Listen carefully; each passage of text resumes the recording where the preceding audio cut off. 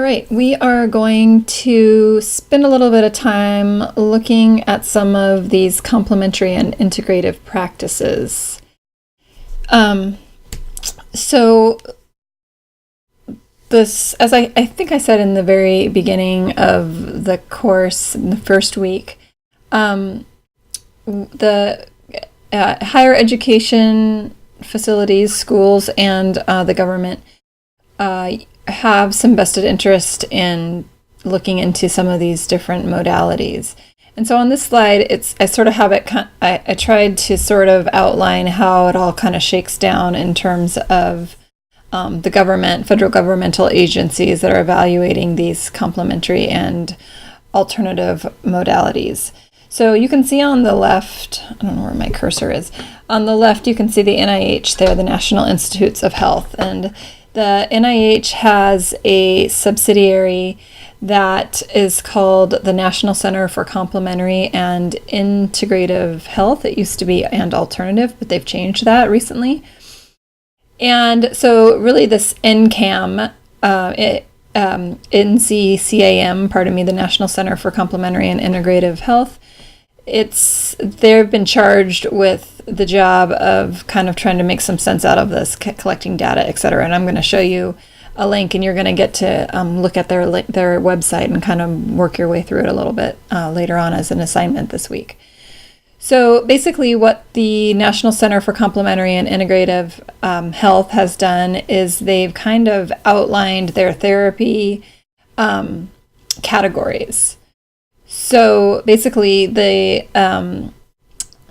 National Center for Complementary and Integrative Health defines complementary and alternative medicine or integrative medicine as a group of diverse medical and healthcare systems, practices, and or products that are not presently considered to be part of conventional medicine. So that's kind of broad. That covers a lot of territory. So basically, complementary medicine is considered to be those therapies that are used in conjunction with conventional medicine from this agency's perspective. Whereas again, alternative medicine is considered to be standalone or a substitute for conventional medicine. So basically what this organization has done is they've broken down these therapy categories into some subcategories, and these are the same subcategories that we looked at in the beginning we've seen the slide twice. I should have put it up here again. So they kind of break it down into mind-body therapies, biologically based therapies, manipulations and body-based therapies, energetic medicine, and bioelectromagnetic. So, and there's going to be a lot of overlay especially when we look at some of these different health systems like traditional Chinese medicine or Ayurveda or naturopathic medicine. So again, if you recall, the CAM therapies are going to share some common principles that we've been going over. One, they're going to present individualized treatment plans. They're going to all share a belief in the healing power of nature and also the healing power of the individual. They're going to lean heavily on the union between the body, mind, and the spirit. And another thing that's pretty consistent throughout these different modalities is there's going to be a significantly larger amount of time spent with the patient. So what we kind of want to do in this video is to try to kind of make sense out of, first of all, what are these therapies and who's actually using them? So this is the website. This is the NIH website. And you can see NIH up here at the top, National Center for Complementary and Integrative Health. I'm going to provide you a link for this. It's a pretty robust website, and there's a lot of pretty good information. So I wanted to show it to you, and so you could have some time to kind of just work through it and sort of see what kinds of information you could find on there. It talks about, this is what we're going to look at, complementary, alternative, integrative health. What the heck does that mean anyway? But then it tells you how to find a practitioner, and there's some topics and all kinds of stuff, research that's ongoing. You could look at any of that. So again, here's our 5 CAM categories outlined by the National Institutes of Health. You can see mind-body, biologically based, manipulations on body-based, energy, bioelectromagnetic. And like I said previously, some approaches are not going to fit neatly into any of these groups. They're going to have some overlay, like, for example, the practice of Ayurveda, you could say has an energetic component and a mind-body component and a biologically based component. You could look at traditional Chinese medicine, which has definitely got a mind-body component. Lots of times they're doing herbal treatments, so that would be biologically based. Acupuncture is used, and in some cases electroacupuncture, so there's a whole bunch of overlay here. But this is the way they decided to break it down into these categories. So there have been a few surveys. The most recent one was 2012, and this data has not been available for a whole long time. So this slide shows us, kind of breaks down in terms of the 10 most common complementary health approaches utilized by adults in the survey that they sent out in 2012. The data really wasn't available, I think, until about 2015. If you look down there at the bottom, yeah, it says the date on this publication that sort of, ran through all of these numbers and kind of came up with what's really going on. That wasn't published until 2015. But you can see that we have the most common approaches used by adults are natural products, and we're going to kind of look at what that means in a little bit, followed by deep breathing, yoga, tai chi, and qigong, which are all kind of movement-based therapies. Yoga from a little bit more from the Ayurvedic tradition, tai chi and qigong more from the traditional Chinese medicine perspective. And then we've got our manual medicine practices, chiropractic and osteopathic medicine, followed by meditation and massage. Then we've got dietary, special diets, homeopathy, progressive relaxation, and guided imagery. So those are the 10 most common complementary approaches taken by adults, which is sort of interesting.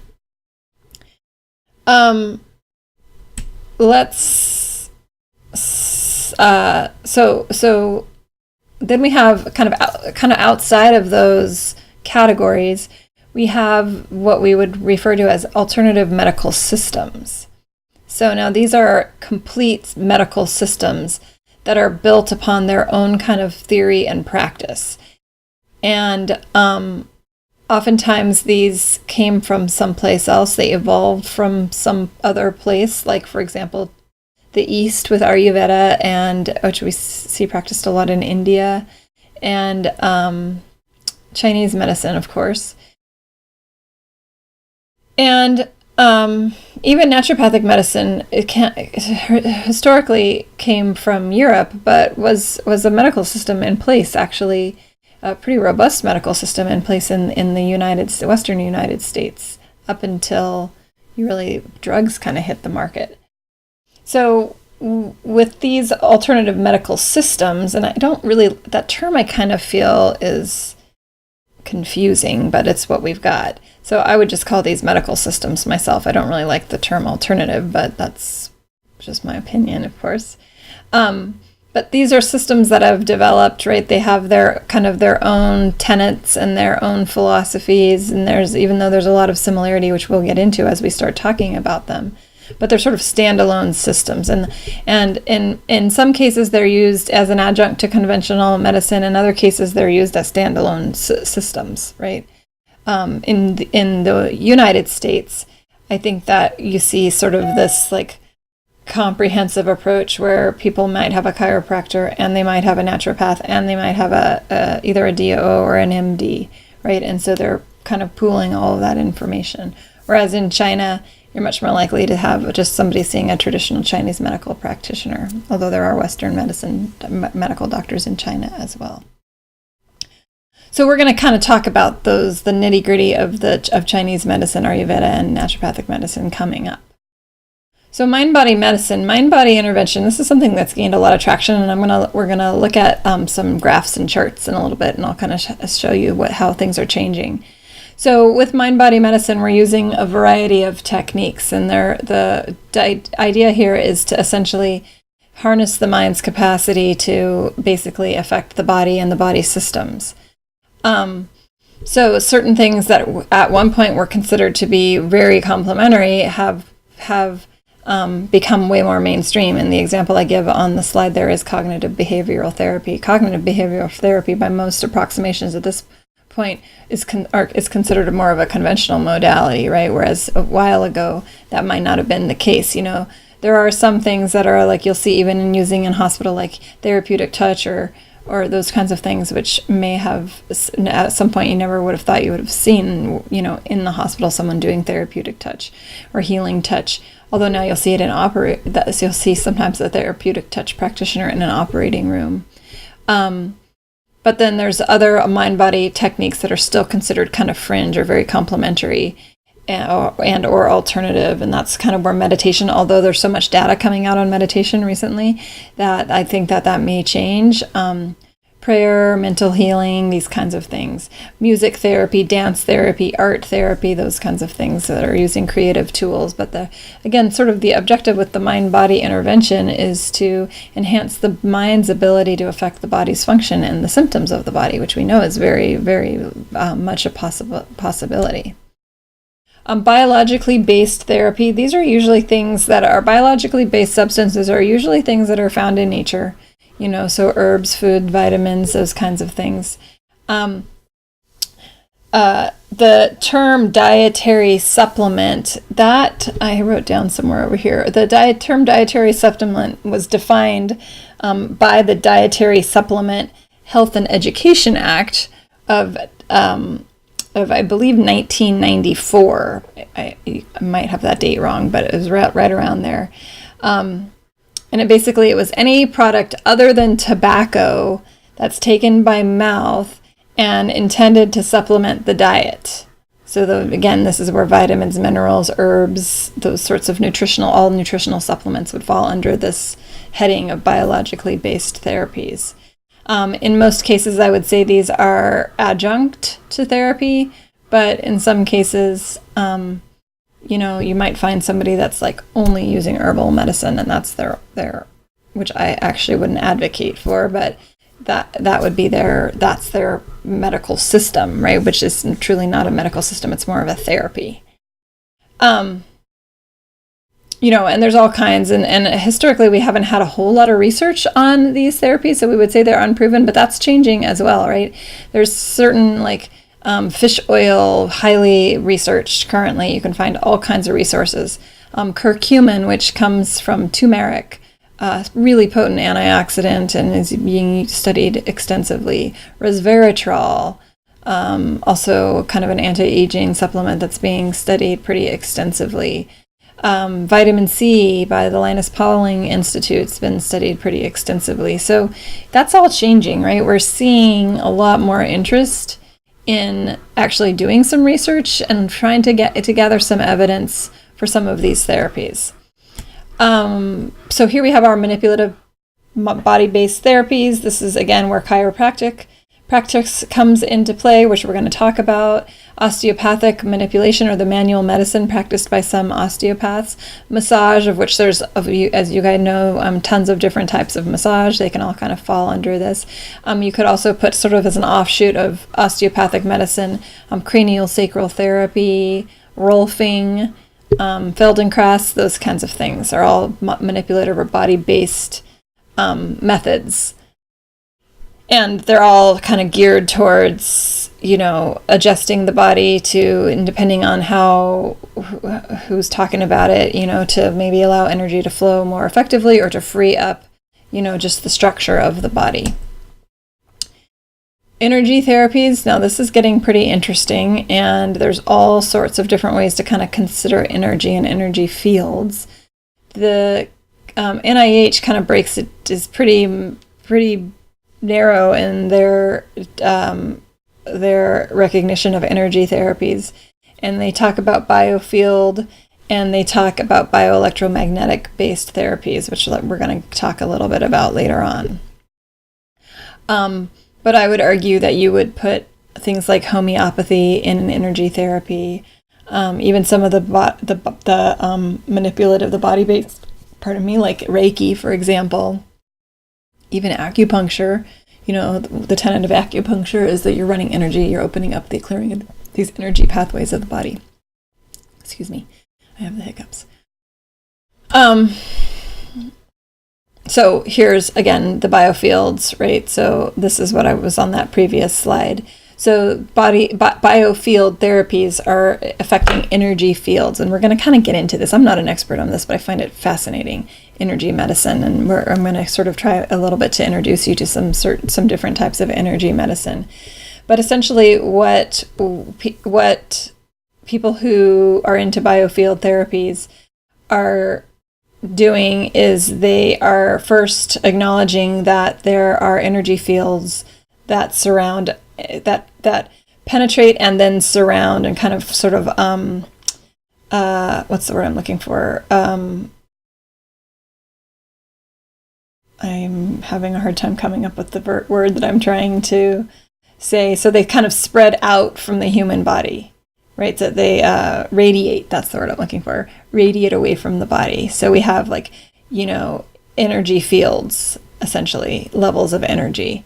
And the biofield therapies are first have to recognize and acknowledge that exists. And then essentially biofield therapies are using energy to manipulate these fields.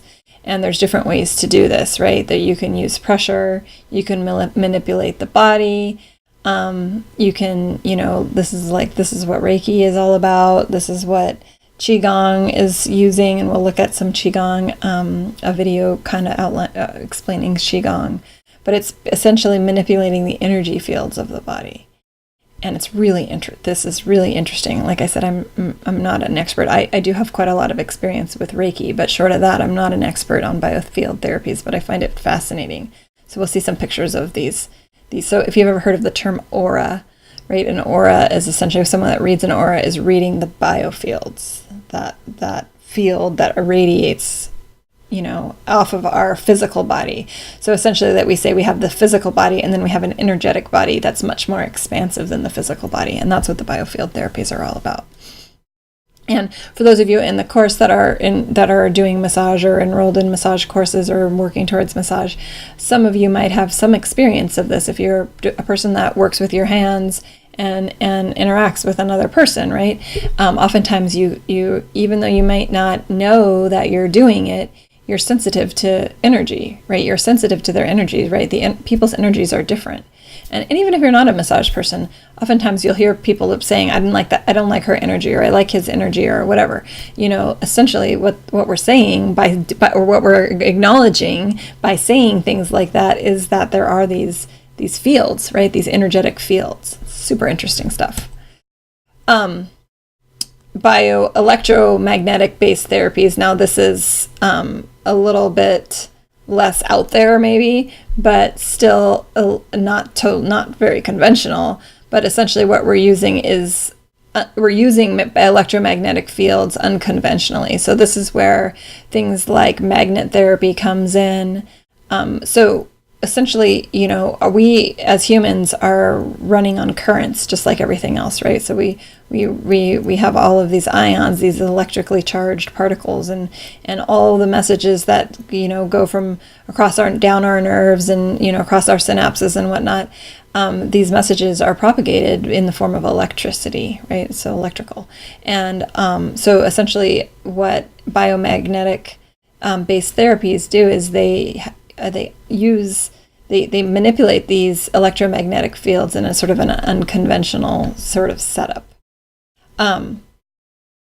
Anyway, so magnets, this is where, like, some of the machines that run different currents, even things like TENS machines, which is not an unconventional, which is a pretty conventional modality now, but a TENS machine is when you put basically these electrodes on a part of somebody's body and you know turn it up, and essentially what it's doing is it's disrupting the pain pathways, which works very well. And so that would be an example of a bioelectromagnetic based therapy. Things like frequency specific microcurrent, if you've ever heard of that, which also is a pretty powerful modality, would fall under this category. All right, so who the heck is using this stuff, right? So who do you think, and some of this you may know and some of this you may not know. So first of all, our demographic. Who's using CAM therapies? CAM therapies are widespread pretty much across all demographics. So it seems like, and again, this is where the answers to this question are coming from, are from the data that's collected from the NIH. So you have to sort of think about who answered the survey and who got the survey and all of that. So it's not a perfect, but based on the survey, the demographic was pretty widespread. It seems that CAM use is a little bit higher in Native Americans and Caucasians in the United States, and a little bit lower in African Americans, but it's pretty widespread.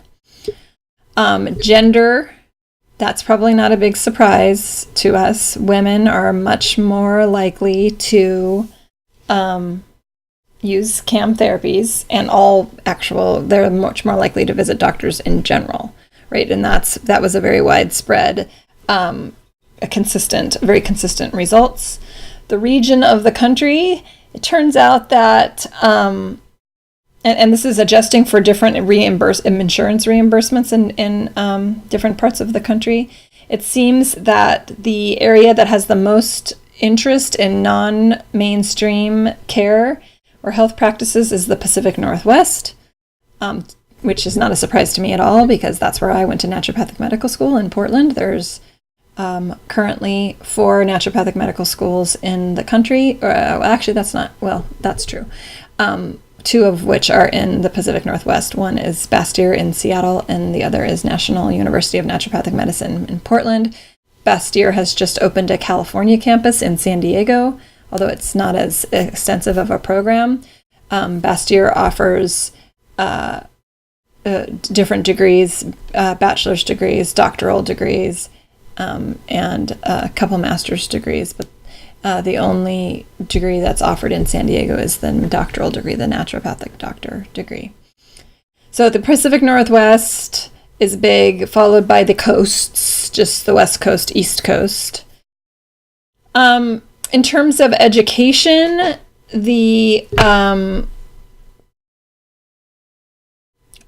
another thing I want to rewind for a second back to the region of the country. It also, the Pacific Northwest, Washington, and Oregon are really the only states where you get a pretty decent insurance reimbursement for a lot of these alternative practices or integrative practices. So that might be another reason why more people use those practices in those locations.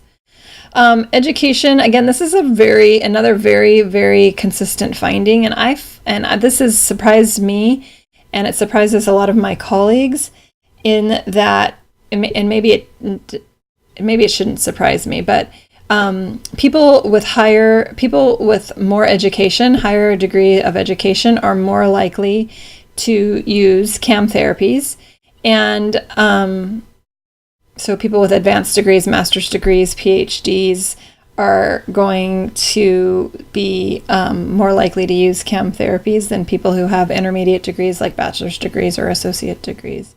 And so I don't know. Well, there's a couple of reasons why that's surprising and not surprising. The not surprising part is that the more advanced degrees traditionally correlates with higher income and more dispensable income. And unless you're in Washington or Oregon, chances are you're going to be paying out of pocket for a lot of these things. Although acupuncture and chiropractic is covered chiropractors have gotten great at getting a lot of reimbursement. But the reason why it surprises me a little bit is because of the lack of robust research historically, although that's changing. So maybe it's because I teach in a biology department, which is we really like to talk about evidence and research.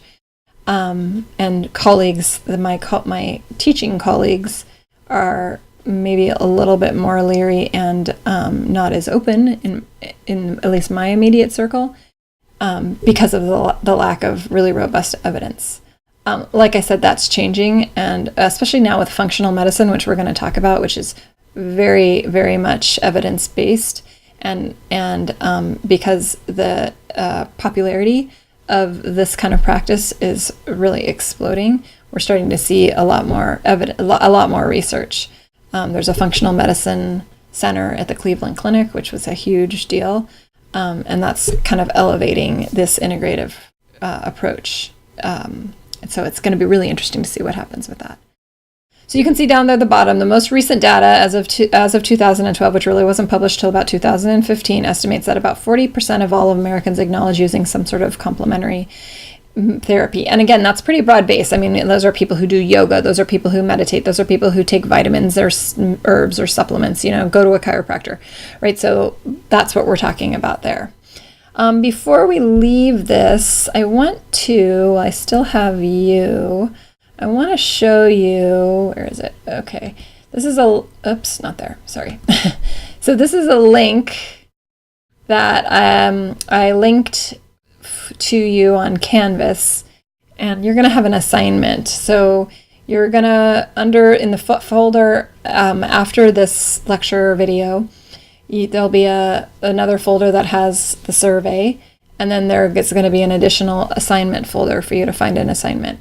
So this is again the NIH website, and it's looking at use of complementary health approaches in the United States, right? You could have navigated to this from the website, just, from their home, but I linked you in a little bit more directly. So this is the 2012, this is the summary page. You can go and get more information about the survey, about who took the survey, etc. But then there's these key findings, which I find kind of interesting. So there's different ways you can kind of look at this, but I just want to show you some graphs here. So this is mind-body practices, and they do a pretty good job of breaking these down into graphs and showing which, sorry, this isn't exactly what I wanted to see. I guess this is okay for adults. So these are all the different practices, mind-body practices that they included in their survey.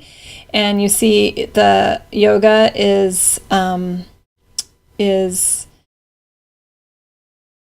up significantly, right? And you can see they talk about it over here. This is a significant change. It's 9.5%, or roughly 10% of U.S. adults, which equates to 21 million people.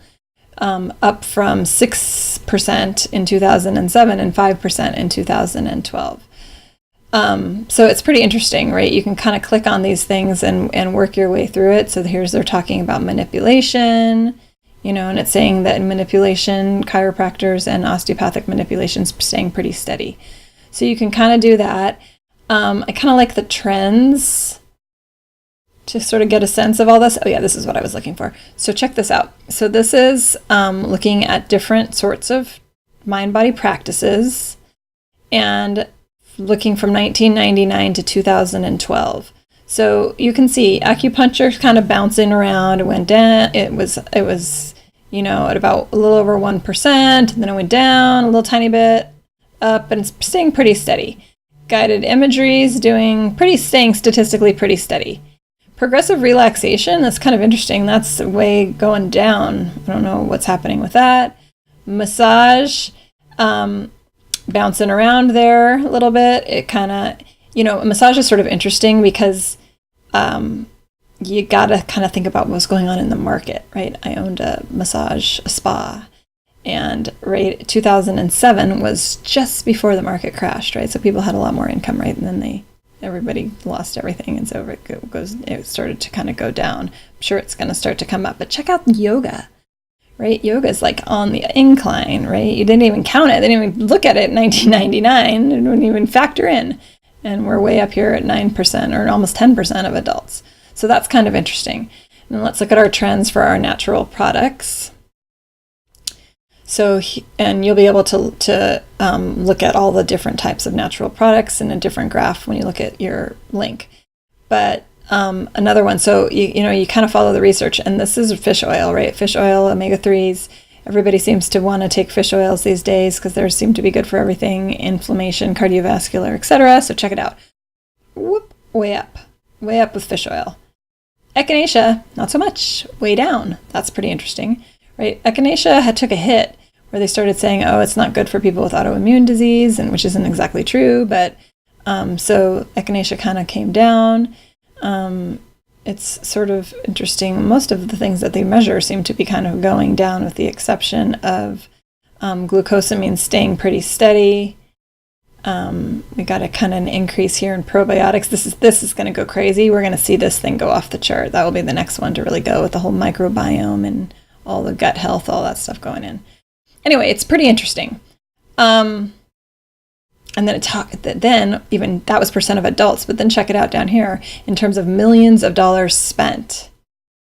Fish oil, millions of dollars spent. That's a lot of millions. Check it out. Whoa, that's a lot of money. People are spending a lot of money on this stuff.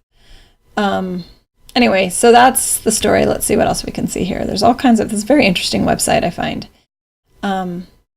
So here we have over 85% of people are using natural products for wellness. Over 40%, so that's like a multivitamin, that kind of thing. Over 40% are using natural products to treat a health condition. 90% of people are using yoga for wellness, or 15% for a health condition. Manipulation for wellness, treating health conditions. So anyway, it goes on and on and on. You can check out all this stuff on your time.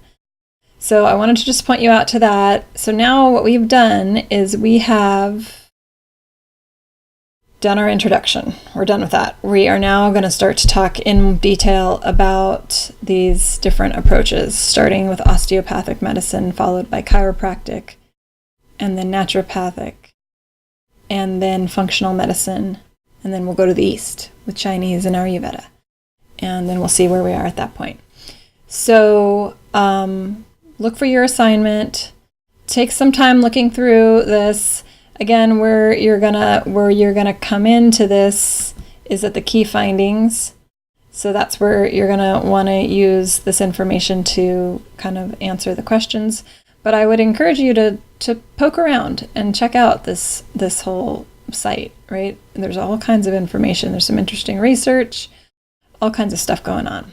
So spend a little time with that. And as always, if there's anything that you need help with, be sure to shoot me an email.